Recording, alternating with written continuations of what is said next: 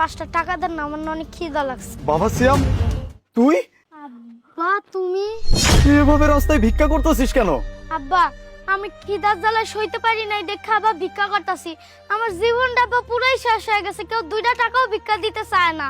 আমারে 1 মাস আগে আমার আম্মাই আমার বাই করে দিছে। আমি রাইতেলে প্রাইমারি স্কুলের সামনে ঘুমাই আর সারা দিন রাস্তায় রাস্তায় থাকি।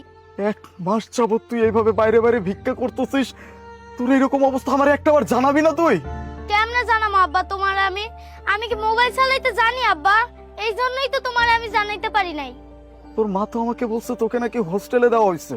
হ্যাঁ আব্বা, আমি তো হোস্টেলেই থাকি। এই দুনিয়াটাই তো আমার লিগা হোস্টেল আব্বা।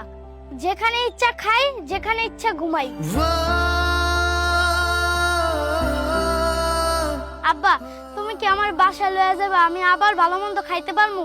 তুমি বিশ্বাস করো, আমার না মানুষের কাছে টেকা চাইতে